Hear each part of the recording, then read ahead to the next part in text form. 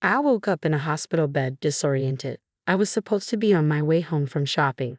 Where am I? I asked the nurse. She explained that I had been rear-ended by a car and urgently transported to the hospital. My husband rushed in and exclaimed, "Why are you still lying on the bed? Let's go home, get discharged now, and make my dinner. If you can't fulfill your wife's duties, I'll divorce you." I couldn't believe what I had just heard. Who says that to their wife, especially when she's bandaged up and in pain? It was unbelievable. In that moment, I lost all my feelings for a husband who didn't seem to care about me at all. I started preparing to leave him. He was certain that I, as a housewife, couldn't possibly divorce him. Little did he know, he would be the one struggling if I brought up divorce. My name is Lisa. I became a housewife after marrying Daniel, following his wish. I never disliked my job, and my hard work had started paying off, putting me in an important position with talks of a promotion and reshuffle ahead. When I shared the news of the promotion with Daniel, he immediately insisted that I become a housewife after marriage, convinced we could get by on his salary with some savings. Overwhelmed by his passion, I quit my job. My coworkers and bosses were disappointed, but it was important for me to align with Daniel as a couple. After I quit, Daniel started to assert his superiority because he was the breadwinner, reminding me that I couldn't live without him. Looking back, he probably pushed for me to quit because he feared I might earn more than him with the promotion on the horizon. Despite this, I devoted myself to supporting Daniel's work and making our home comfortable. I managed meals, considering his schedule, and ensured perfect cleanliness.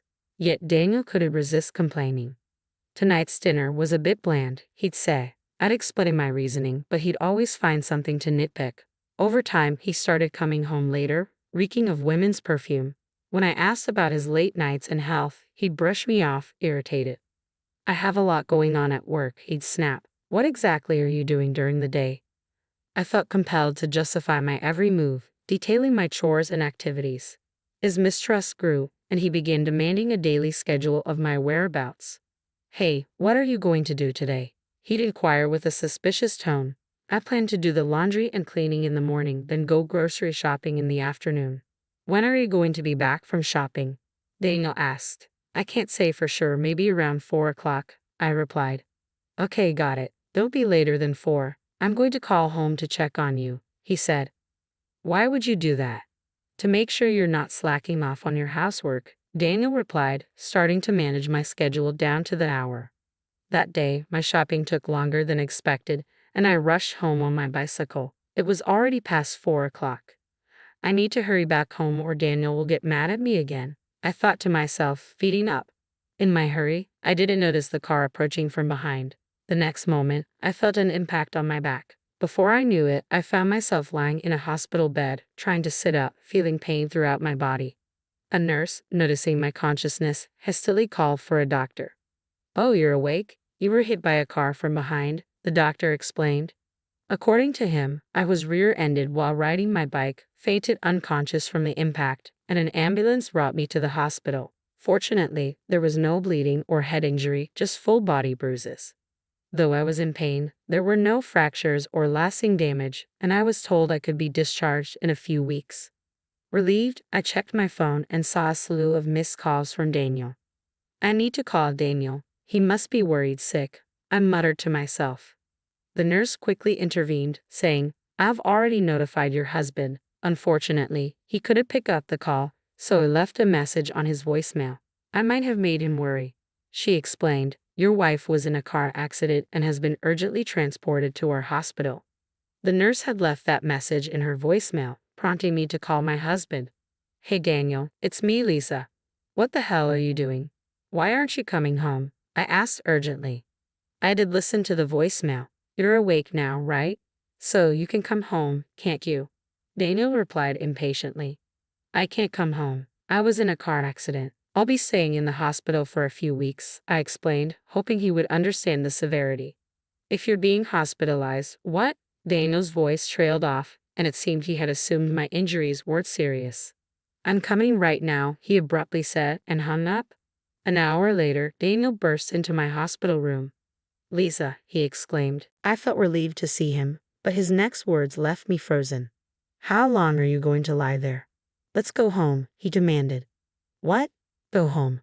What on earth are you saying?" I couldn't hide my confusion as I responded. I can't go home. I was in a car accident today, I reminded him. Just because it was an accident doesn't mean you're knocking on death's door. You're fine. Discharge yourself immediately and make my dinner, he insisted, his tone growing more impatient. Can't you see these bandages? How do you expect me to cook in this state? I protested. You're overreacting with this hospital stay. I bet if I hadn't come to fetch you, you'd just be lazily lying on the bed. Here I am, worn out from work, and you won't even cook dinner. That's unacceptable as a wife, Daniel retorted sharply. Look, the hospital says I need to stay for a few weeks. It's not about being lazy, it's about getting necessary treatment, I insisted. Use any excuse you want, but if you think I'll let you off the hook for housework, you're wrong. If this isn't working for you, I'm okay with getting a divorce, Daniel retorted. That's ridiculous. I can't possibly do housework in this state, I argued. Well then, divorce it is, he said coldly. Daniel seemed to care more about having his housework done than the fact that I had been in a car accident. I felt myself falling out of love with him quickly. Having discovered his true feelings, I made up my mind on the spot. All right, I said. Hearing this, Daniel smirked, seemingly victorious. That's right, you should understand that my word is law. Seeing me still not trying to move, Daniel started to lose his patience. Hey, how long are you going to keep lying around? Start getting ready to leave. Just as Daniel tried to forcibly get me up, the doctor entered the room. What on earth do you think you're doing? He demanded. I was just about to take her home, Daniel responded. Upon hearing this, the doctor became livid. What nonsense. There's a thorough examination scheduled for tomorrow, so she's not allowed to leave. Hearing this, Daniel scoffed at me. If there's an examination and they'll wait 2 or 3 days, I'll stay at my parents' house in the meantime, so make sure you're home by then. As Daniel left the room, I watched him go with a cold gaze. Then I called my lawyer. I didn't have a single shred of affection left for him.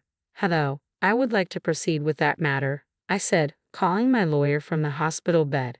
I continued making a few more phone calls, steadily preparing for what was to come. 3 days later, Daniel called my cell. Lisa, why the hell aren't you home yet? He demanded. Are you back home from your parents' house? I asked.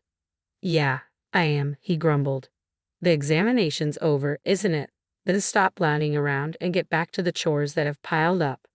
Daniel didn't even bother to ask me about the medical test results. He didn't seem to care about my health one bit. Daniel, you've been staying at your parents' place all this time, right? I asked calmly. I told you already, didn't I? So what? Did you happen to check the mail sent to your parents' house? I inquired. Mail? What on earth did you send? He asked, sounding confused. Divorce papers, I said. In fact, I had a lawyer send the divorce papers, already signed by me, to Daniel's parents' house. The divorce papers, he repeated, surprised. Why are you surprised? You were the one who said, let's get a divorce, weren't you? I reminded him. Daniel sighed as if mocking me. I never thought you were that stupid. Do you think you can live on your own after divorcing me? Who provides for you? My decision was definitely the right one.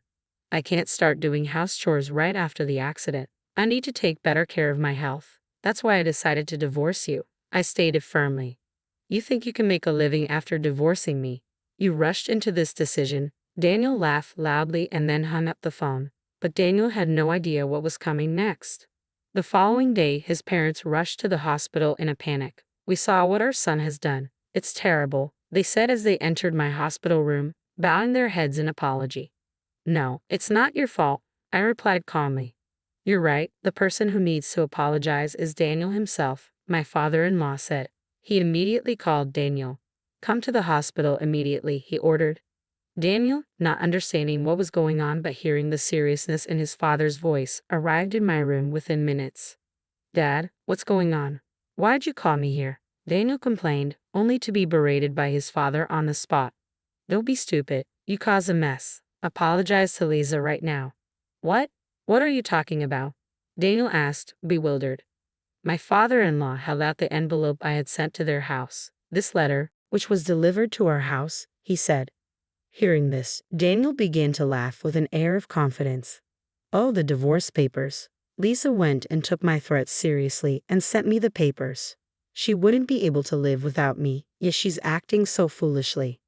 The problem is this document here, my father-in-law said, taking out a bill for consolation money from the envelope. Upon seeing it, Daniel's face turned pale. Consolation money? Lisa was the one who sent me the divorce papers.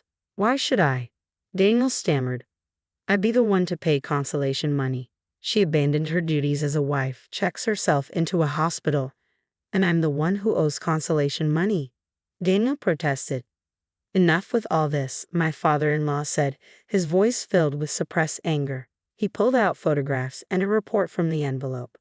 These are the evidence of your cheating, and here's the investigator's report. Looking at these, there's no doubt you're in the wrong. I can't believe what you've done. Seeing the photos and the report, Daniel turned pale. Lisa, when did you manage to get all this? I had started to suspect Daniel's cheating when he began coming home late, claiming it was for work.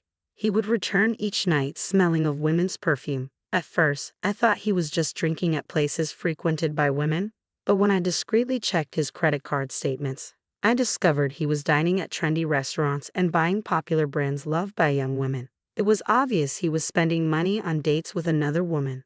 His behavior became more blatant over time. He started increasing the frequency of his affairs, finding opportunities during his outdoor work hours and even on weekdays. The detailed checks on my daytime activities were his way of avoiding running into me during his meetings with her. Still, I held on to the hope that he would return to me someday. However, Daniel trampled all over these feelings, showing no concern for me after the accident and treating me like a maid. At that moment, I decided to exact my revenge on him. As soon as Daniel left the hospital room, I took action. I contacted my lawyer and asked him to send the signed divorce papers and the bill for consolation money, which I had prepared in advance, to Daniel's parents' house. Knowing him, he was probably spending time with his mistress instead of going home to his family. My guess was spot on. Unlike my husband, my in-laws are upright people who would never approve of their son's cheating. Sure enough, upon receiving my letter, my father-in-law and his wife were quick to rush to my hospital room. Having learned everything, Daniel stood there in a daze. So, Lisa, you knew about my cheating all along? Yes, of course, I replied, looking at him with icy eyes. You come home smelling like women's perfume, and you lavish your mistress with your credit card. It's so obvious it would be strange if I didn't notice. Plus, all your phone notifications were visible to me, so I knew exactly when and where you were meeting your mistress. Thanks to that, it was easy to gather evidence. I'm sorry, I was just tempted. I wasn't serious about the divorce. I thought you would come back home right away, Daniel stammered. Even if you weren't serious, I am. I don't want to continue a marriage with a husband who doesn't even worry when his wife has an accident and tries to make her do household chores. You were having fun with your mistress while I was hospitalized, weren't you? I accuse. Hold on, calm down. You're a housewife, right? You wouldn't be able to make a living if you left me. Don't be stubborn. Just let the past be water under the bridge, Daniel pleaded. Excuse me, there's no way I can just let it slide. I became a housewife because you wanted me to. If I get divorced, I'll start working right away. I won't rely on you anymore, I asserted. Start working right away? How long do you think it's been since you quit your job? Your previous company has definitely found your replacement by now, he scoffed. Do you think I've just been doing housework all these years? I've been continuously studying business in my spare time, I revealed confidently. I've got a few ideas lined up so I could probably propose several projects now, I said confidently. It's not that easy. The economy is down everywhere. Even I, who's been working the whole time, can't get a promotion easily, Daniel retorted. Isn't that because you're incompetent at work? A person who dates their mistress during outdoor work hours has bigger problems than just capability, I shot back. What? What would you know? He snapped. I think I know more than you do. In fact, when I approached my former company, they said they wanted me back under the same conditions as before, I revealed. The same conditions? You'd be earning more than me, he said, shocked. Yes, indeed. It was all for nothing, even though you were the one who encouraged me to become a housewife and quit my job. If you didn't want to be overtaken by your wife's salary, maybe you should have tried harder instead of pulling me down, I retorted. Hold on. If that's the case, you don't need the consolation money, right? Please withdraw your claim, he pleaded. Excuse me, there's no way I'm withdrawing it. This consolation money is to make up for the wrong you did. You can't just cheat on your wife and ignore her without facing any penalties. I said firmly. I'm sorry. I really regret it. Please forgive me, he begged. I will never forgive you. It's not enough to just say you're sorry. You need to show it with your actions. Go to hell, I said coldly. Daniel was unconvinced, but in the end, my in-laws stood up for me, and he finally agreed to the divorce and the payment of the consolation money. After paying the money, Daniel seemed to continue his relationship with his mistress without learning his lesson. However, it seems his company found out about his frequent dating during outdoor work hours, and he ended up getting demoted and having his salary cut.